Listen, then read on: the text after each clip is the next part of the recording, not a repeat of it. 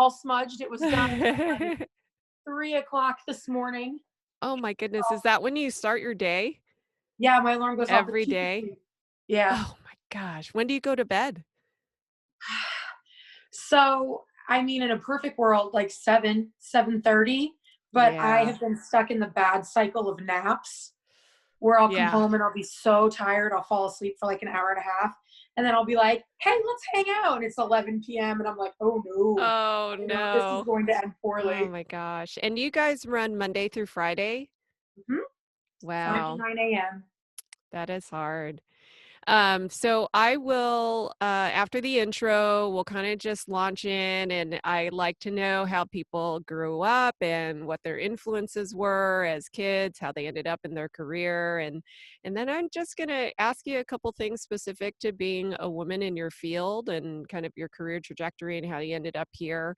Um, Towards the end, I like to ask about one big piece of advice that you would give to women who are interested in pursuing a career like yours. Mhm. Um, and then I'll just finish with saying, how will people find you? Okay, very cool. I'm gonna shut my blinds really quick Okay. Yeah. because they are it's so bright. It's either so bright or not bright here. Is that better? It's a little better. And so this is perfect. And so I am recording the video just to kind of have it. I haven't really, done a whole lot with how I was going to purpose it, but probably just for snippets and highlights at some point in the future. I'm just trying to get the podcast out, which is launching next week. So Yay! super excited. Yeah. Yeah, who all have you interviewed or how many different industries? So, the first season has a CEO of an equity firm. She's based in UK. She is, her name is Aviva Wittenberg Cox. I interviewed Penny Harrington, and I recorded a kind of an updated intro for hers because hers is the second episode is going to come out next week. And I have talked to a director, a screenwriter, and producer in commercial film. Gosh, who else have I talked to? Really cool, just a broad range of careers. Here, let me look Okay. because I'll tell you. Oh yeah, Rachel Balkovec. She's Major League Baseball coach. Um, let's see. Leah Bacchus is a cardiothoracic surgeon at Stanford. Linda Grube and Corrine Neveny of Estria, they're female venture capitalists and they focus on women's health. A structural engineer professor, a urologist. I don't know if you've ever heard of Ashley Winter. She is engaged to Mo Mandel. He's a comedian, and they have a podcast called The Full Release Pod, and they talk about all this Okay. sex stuff. It's hilarious. They are Okay. hilarious. Nicole Middendorf, she's a wealth advisor, and then my friend who Red Hoffman, who she is now a trauma surgeon, but she started as a naturopath. Wow. Yeah. Okay. Big company. Big company to be Yeah. sitting with. I'm super excited to talk to you. And you're my first radio host person, and so it's definitely a field that I think a lot of people would love to learn about. I would love to learn about. So Yeah, absolutely. cool. I'm All excited. right, and then as you know, podcasts will be edited, and if there's anything you want to say differently and reword, although you're a pro, so I don't think you have a problem with that.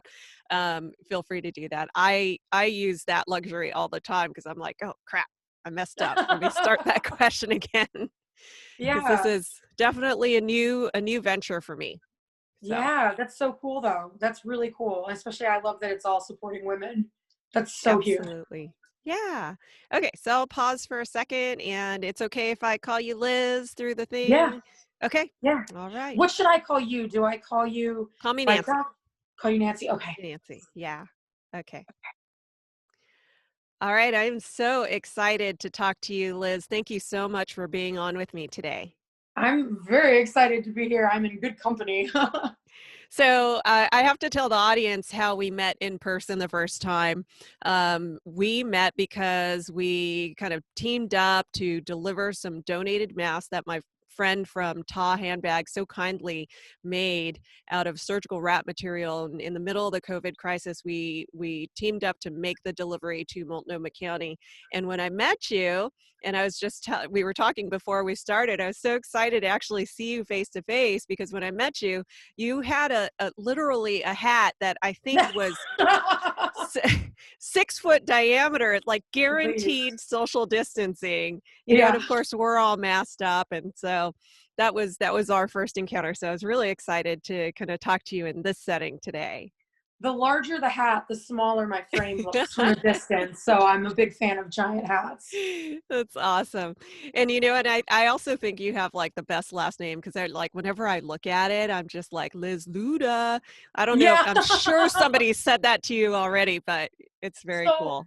Yeah, Ludacris was a big deal when I was in high school, and it's a shortened version of my last name, and people called me Luda. And so when I had to, because you have to have a little bit of a fake name so you don't get people at your house like creeping you out. Absolutely. I just dropped part of my last name, and I was like, that's what I'm going with. And I have a cool, fun story where I got to be at the Billboard Awards back in 2016. And that is when I was pregnant with my son, Theo, and Ludacris actually did our pregnancy announcement and said, baby Luda. That is the best ever. Love it. Yeah. Cool.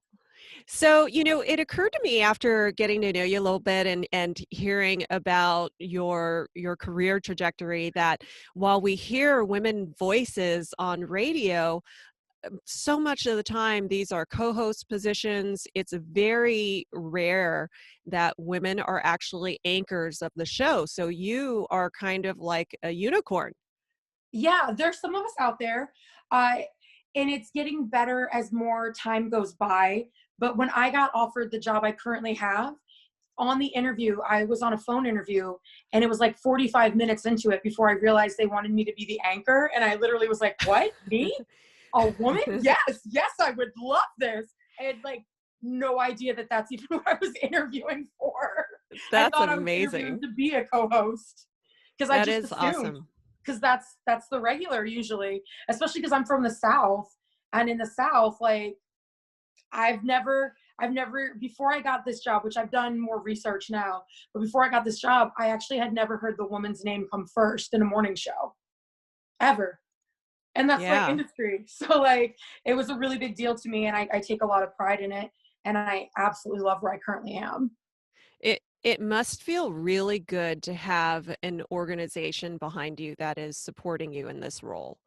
So when I came and physically interviewed for this job, because I do mornings on 105.1 The Buzz here in Portland, it was so weird to me because it was so female friendly. And by that, I mean like our restroom had sanitary napkins in it. There was a hair dryer. Like there were all these things that I was like, very female friendly environment.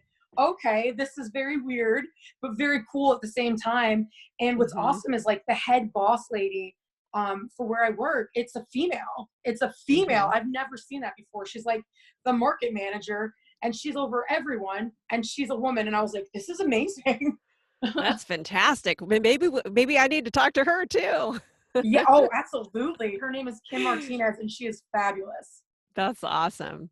So I want to go way back and way back, and let's talk about what your childhood and your upbringing was like. As I'm always interested in hearing how people grew up and how they ended up being pointed in the direction of a field that isn't traditionally female dominated. So tell me a little bit about that.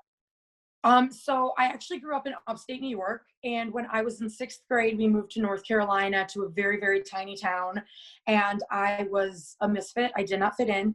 I had a New York accent. I'm obviously, frizzy hair, large. Like I've been 5'10" and a lady's size 18 since the 5th grade. Like that's who I am. Yeah. And so when I moved there, I had a hard time making friends. I hated going to school. I was bullied, but I always remembered in the car on my way to school, I would hear the morning radio people, and they'd always be laughing. And it always sounded like they were having such a fun time. And I wanted to stay in the car and keep listening to them. And I wanted to be part of their party. And so as I got older, I was like, hold up, why am I not the party? Let's do this. And so that's where my love for radio came from, was hearing other morning radio shows when I was younger. And then as I got older, realizing all that childhood trauma and getting bullied actually turned into a witty personality, and Mhm. using that to be an on-air personality. I think it's not uncommon, I think, when individuals have rougher childhoods with kinda not fitting in, to kinda rely on your wit and your humor and to Hmm. as a mechanism to try to fit in a little bit better. So it's nice that Yeah. that kind of helped you blossom into who you were, even though I'm sure it was hard at the time. There was a So meme I saw, and it said, just enough social trauma to grow up funny. And I was like, yep, that's me. That's what it is. I That love that. describes me to a T. And so, I mean, it really your idea of being in radio really goes quite a ways back. When did you first take the steps to head in that direction career-wise? Was it high school, college? So when I was 16, and my mom will get so mad because she has no recollection of this. When I was like 16, I like said something to my mom. I was like, it would be really cool to be on the radio. And she was like, what? Do you have a voice for that? And I never brought it up again. Oh, So I went away to college, and she didn't discourage me. I just was like, okay, that's not a real job. Okay. And so I went to college. I was in nursing school for 3 years. And I just one day was like, this is not fun. I don't like this. This is stressful. And yeah. it was not a good fit for me. And so I was like, what can I do? I've always liked radio. And so I went in and I changed my major, and I started taking broadcasting classes, and I went and got an internship. And then straight out of college, I just started hustling really hardcore to break my way in, because not even just as a woman, as a person in general, the radio industry is Mhm. very difficult to get into because there's Right. not that many people that do it. Like even in Portland, like this is market 21 or 22, like it's a top 25 market Mhm. morning show wise that are here local. Like there's maybe 40 of us in a city. And so Mhm. there's not that many job opportunities. So like it's difficult to break your way in. And so I just made sure to just work hard and always say yes as much as possible when I first started, and got my foot in the door through an internship. So what kind of major supported this career? Were you was it broadcasting, or what Mhm. was the major? I have a bachelor's in communications. Uh-huh. Broadcasting is like the specialization. Mhm. And then I have a minor in marketing and then biology, just Perfect. randomly. Because Throw a why little not? biology in there. Yeah. I already had all the classes for it. So I was like, yeah, let's add that. So Why that's what I got not? that in. Not everybody necessarily has a college degree for this, because there's a lot of people that go to school for it, but not a lot of people that get into the industry. More than anything, it is networking and working hard, Now, have you making ever connections. found have you ever encountered a moment during your career where you have clearly you have worked hard, you've really worked your ass off to get where you are now, but have you ever had a time where you worked at it, worked at it, worked at it, and found that you were passed over for something for whatever All the reason? time, Or all the was there time. ever So a much time when it rejection. was because you're a woman? So there's so much rejection, especially in the beginning, to try to get my foot in the door. I did an internship, and then I did sales. And then I started, and shame on me now, knowing better, I started voicing everything and anything I could for free. So back in the 2010 era time frame, um, I did a Renaissance commercial for a Renaissance fair that up until last year was airing in Charlotte, North Carolina. I did a lot of adult themed clubs because other people Uh-huh. didn't want to voice them. Like anything someone asked me to do, I said yes, and I did it for free. And I worked as a telemarketer at one point just because I was trying to apply for jobs, go Mhm. for as many interviews, get my face in front of as many people as possible. And then once I broke into the industry, I was so excited, and it was really great. But I mean, there's been times where being a woman, it has held me back. I mean, not Mhm. right now at this point in my career, but previously. Um, it, there's like an old school thing with radio, like back in the day before I started to get into it, where women were just kind of laugh tracks on shows. So Mm. even if you think back to like morning radio, if you ever listen to it, there's the guy who's got the personality who tells you everything, and then the lady just laughs at everything he says. And so I have been in professional situations where people wanted me to just be the laugh track. And I can do that for about a week. And then slowly my personality and my sassiness, like I can't hold it back. It just starts bubbling over. And so there have been times where I've had friction in work environments because I can't be the laugh track, or what they had a preconceived notion of what I should be or what a female should be in radio. And then just in general, it's like any other industry, not currently where I am, but in other situations, I know women are still paid less in radio than men are. It is what it is, but like, hopefully as more women get more higher up jobs and keep pushing, that becomes less of an issue. I think Mhm. it's more of an issue in smaller markets than say like the Portland area. Who were your biggest cheerleaders and who were your biggest influences as you rose through your career? Myself? I don't know. That sounds so bad. That sounds so bad. Like, my family has always been supportive, but I mean, my family's been cool. My husband has been very supportive. We were living all the way on the other side of the country up until this past February. And because this was my dream, and because we never thought I'd have an opportunity to be an anchor, like a head person on a show, he quit his career and followed Wow, me across the country, like no questions asked, to support my that's dreams. amazing. So my husband, that would probably be the biggest one, because he even now like is constantly like always picking me up whenever I get down, or if I feel like, oh, I had a bad show, he'll be like, yeah, but you did this. So my husband, and before my It's husband, myself. Yeah, it's amazing to have a great support system, but also, clearly having kind of this internal support system where you're your own advocate, I think is crucial.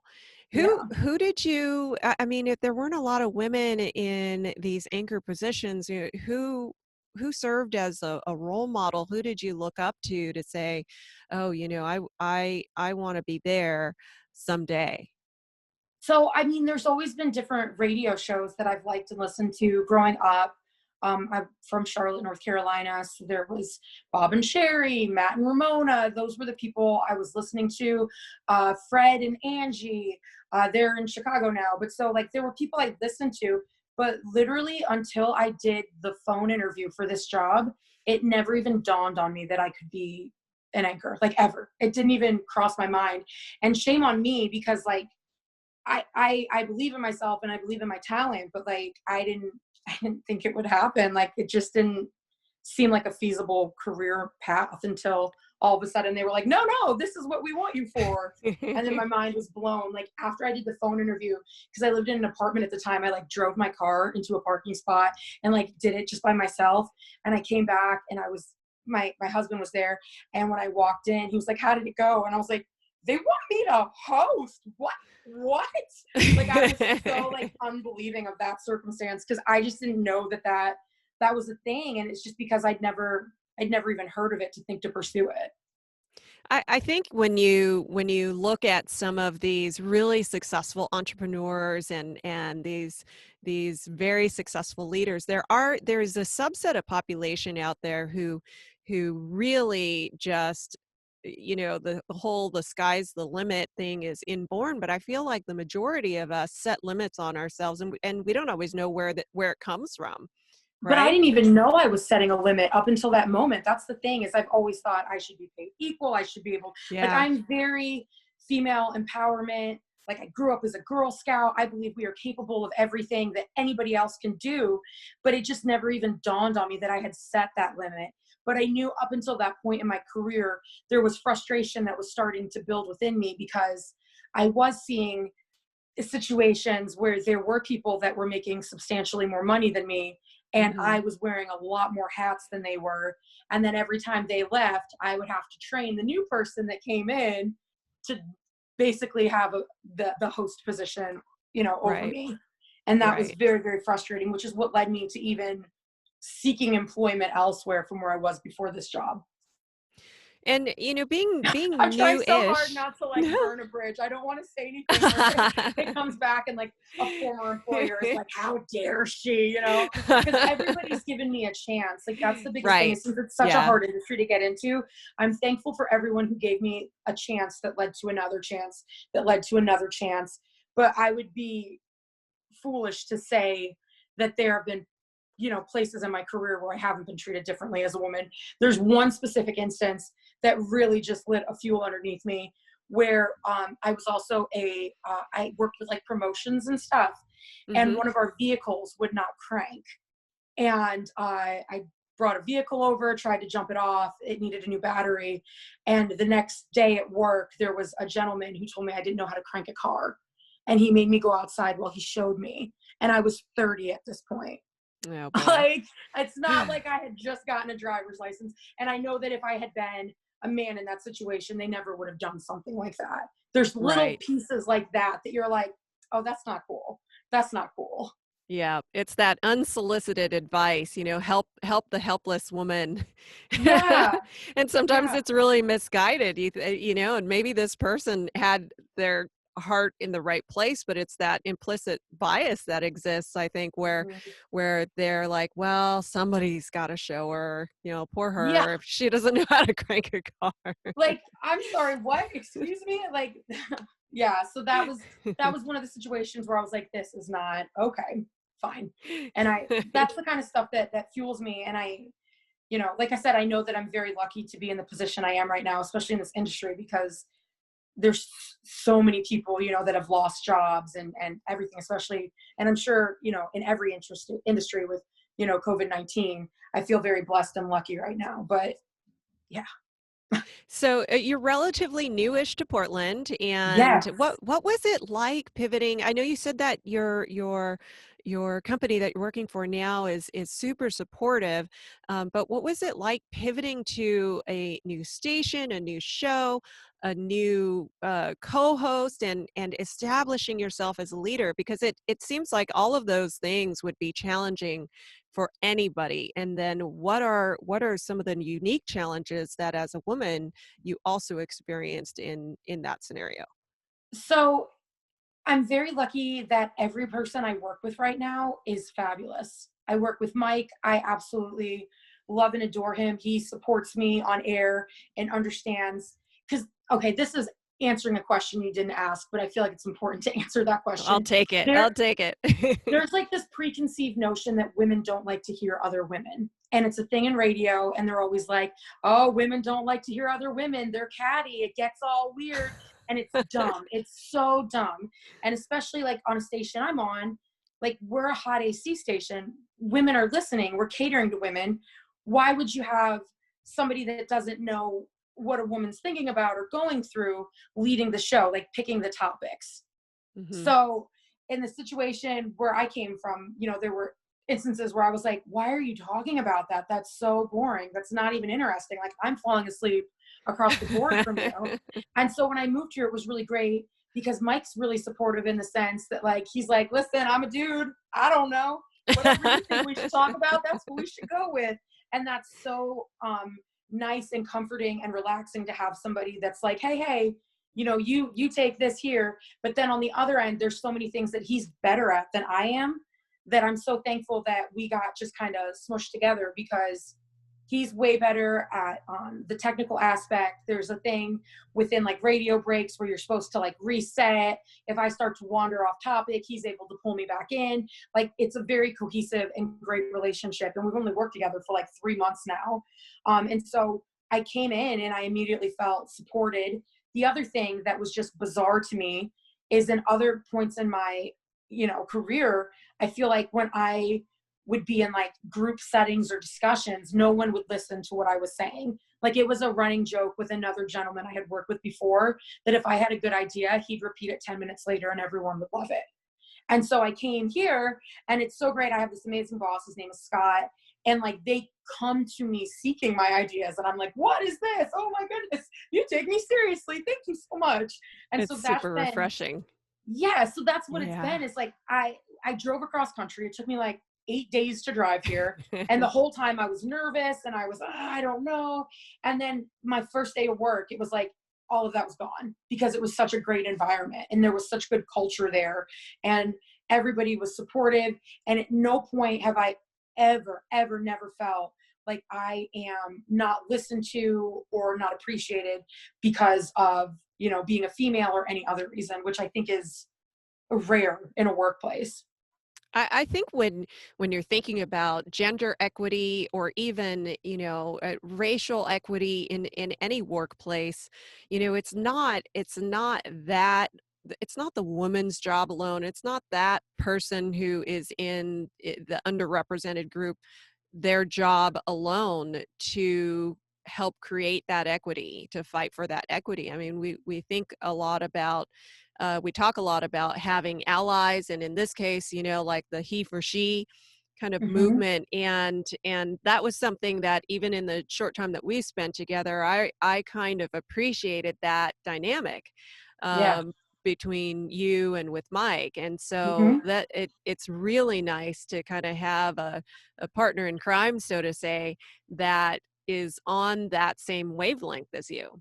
Yeah. I mean, he is very, very supportive.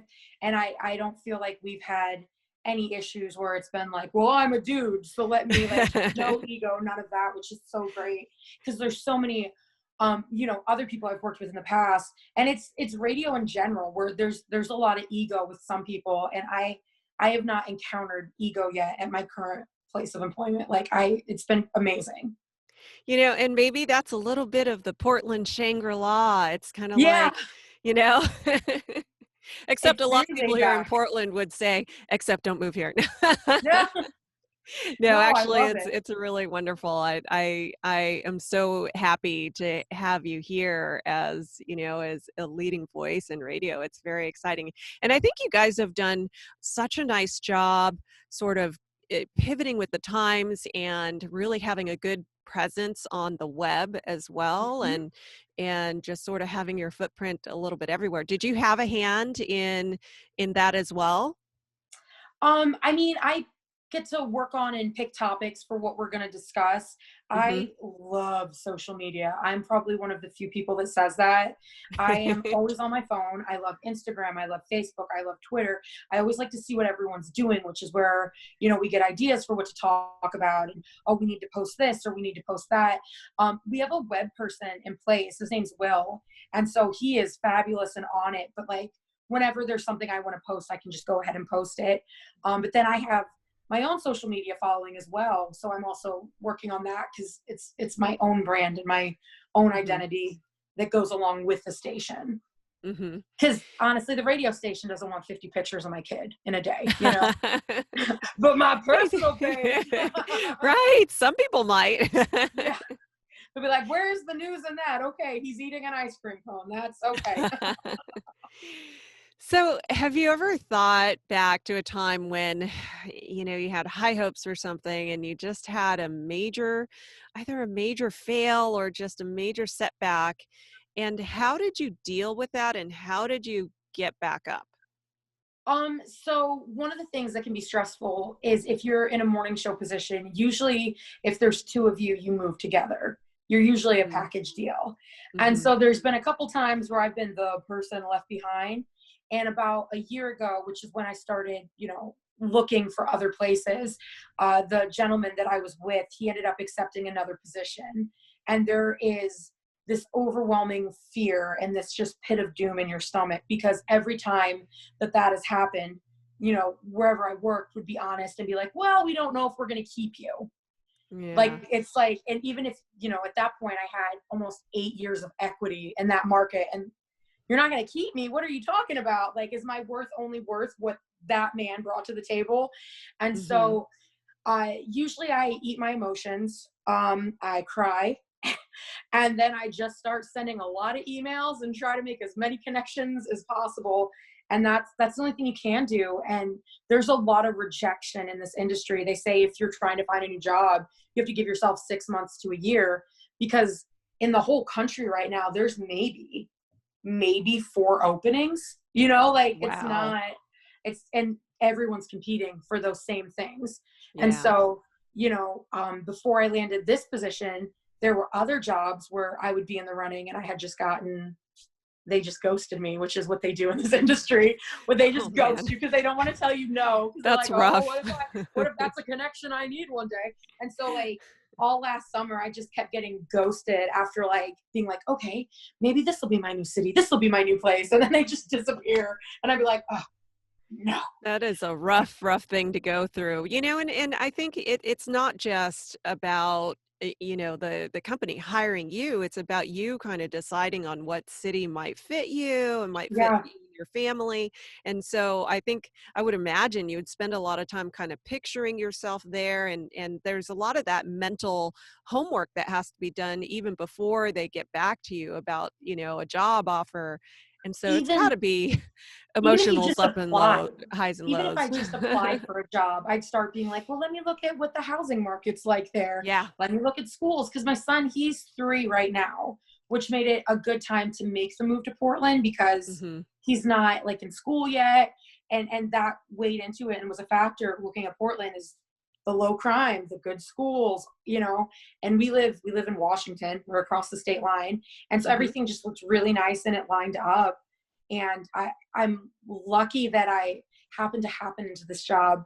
And I didn't even really realize I applied to work in Portland when I applied because the job posting was Lizzo lyrics. Uh-huh. And so I was like, ooh, that's interesting. And so that's what made me want to apply is I was like, I don't know who wrote this job posting, but I like them. I want to work for That's them. And so awesome. that goes into it more than anything else. And then once a phone interview happened, then I kind of started calling around, talking to people, who've worked in this market before. What is it like? Is it a good positive place? Are people accepting? Like, because some places you go, it's not as accepting. And before I moved here to Portland, the farthest west I'd ever been was Little Rock, Arkansas. So, That's not that west. no, I know. So I hadn't made it very far yet, but it's been a move. And like I said, here I feel like being a female is treated as an asset, which is great. So I'm in a That's lucky position. amazing. That Yeah. is really I know this amazing. whole podcast is supposed to be about like being a woman and overcoming. And I feel like that's what the first like 8 years of my career was. And now I'm just kind of like, okay, I'm good. I'm good now.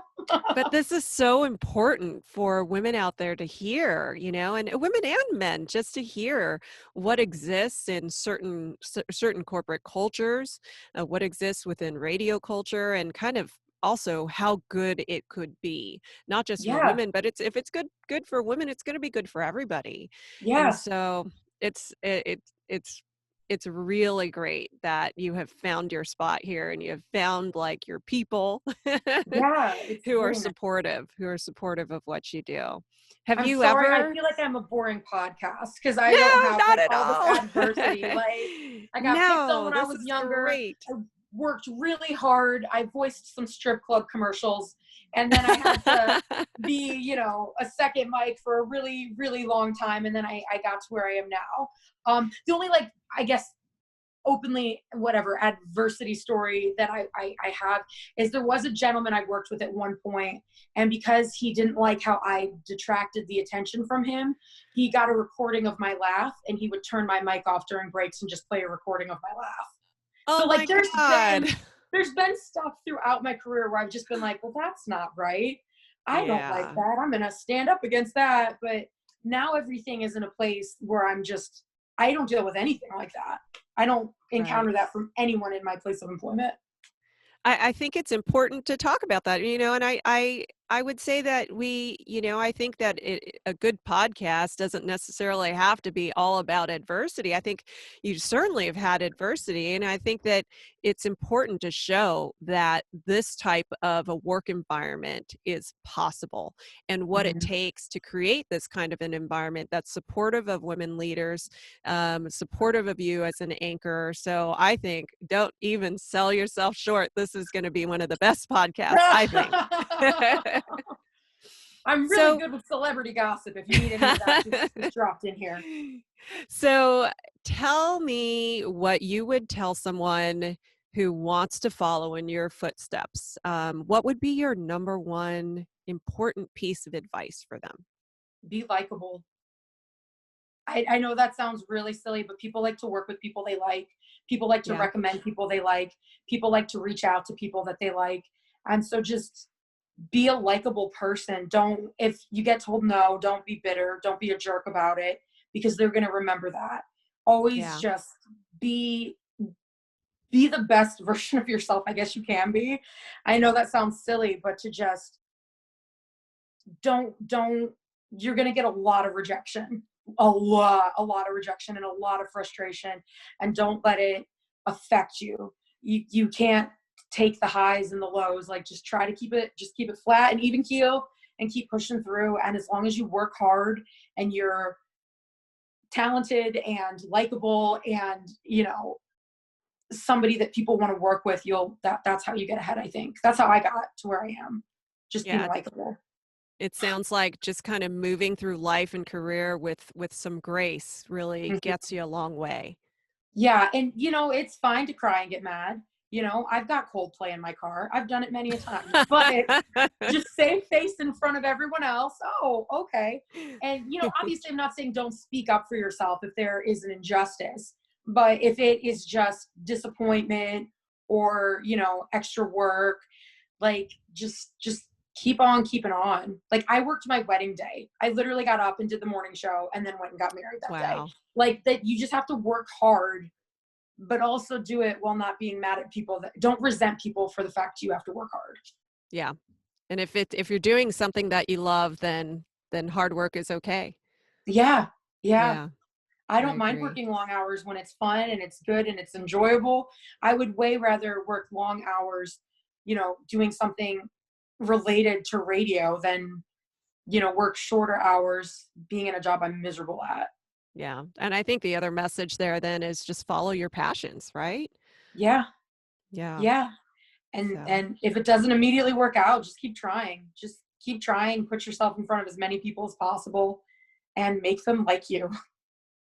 well, I'm so excited to have had you on today. I've been looking forward to this day for a long time, and I know our listeners will want to find you both on the airwaves and online. So can you just tell everybody where they can find you and keep up with everything that you're doing?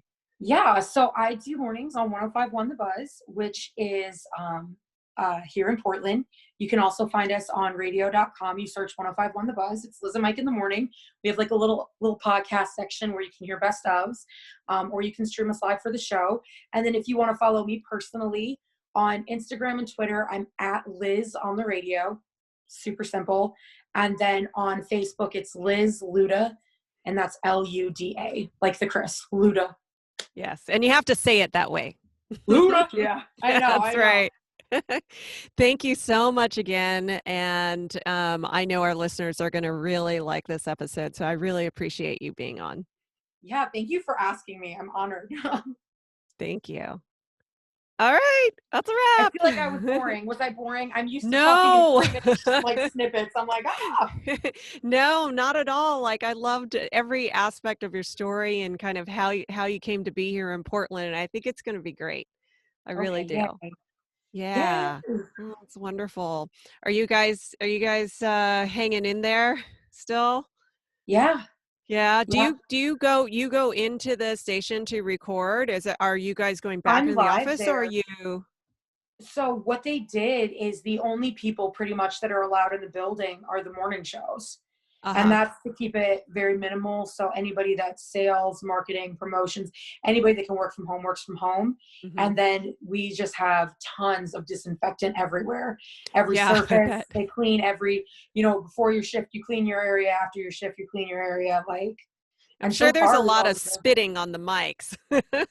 Yeah, but we always use the same mic. Nobody You use uses my your mic own. except for me. That's good. Yeah, I make Mike run the board. That way I can focus on like social media because that's one of my better, aspects. So, Yeah. but it's been good. You come in contact with way, way more people and scarier stuff. So Yeah, I mean, we definitely take a lot of precautions. My husband more than me because he's critical care and pulmonary, but Wow. it's, it's so much there's so much out there in the community that's asymptomatic, and of course Oregon is not bad, but I'm sure we're all encountering it. Like Fred Meyer's a cesspool. I'm not saying that online, by the way. I know it's still recording, but No, no, no, no, no. I've only been but to the grocery store personally once since wow. March. I make my husband Yeah. go, and I make him, he masks up and he gloves up and he everything. And when he gets home, we Lysol the bags. I spray him down. I make him strip down in the garage. We throw it in the washing machine because I'm like, I'm not getting that. Yeah. Mm-mm. Well, it's scary when you have a child at home too, So, That, and I just got this amazing job. I don't want to oh, be I out know. sick in How quarantine. I bad don't would want to get that be? anybody else sick. And Yeah, absolutely. Well, thank you so much again. I will, so Monday is kind of the big launch. I have my whole first season coming out over the next 8 weeks. It'll be 12 episodes, and then I'll have a little short break, and then I have you, I think, right at the beginning of the second season. So, we might be a couple weeks away from that, but it'll be soon, and I'll just keep you posted. And if yeah. you would be so kind to share the launch, I would love that. Mhm. Wherever you feel is appropriate, and Yeah. we'll keep my fingers crossed. Yeah, no, I will totally share. And then whenever you post the one with me too, make sure you tag me Mhm. in it so that I can extra share that one. I will definitely do that. You'll get an email also where I'll send you the social share. I Mhm. should have about 3 or 4 little Instagram shareables per episode. So it'll have one of your quotes, and it'll have your picture, and let me and oh, you Fancy. sent me your headshot, right? I believe In so. email. Yes. Yeah, I think I do have that. So we'll integrate that into everything. Oh, yay. Well, thank All you again right. for asking me. I guess I'll let you go because I know you're super busy and probably doing this on your lunch break. Um, so Yeah. have a good day and stay safe and let me know if you need anything else. Thank you. I appreciate it. Have a really good weekend. Okay, you too. Bye. All right. Bye bye.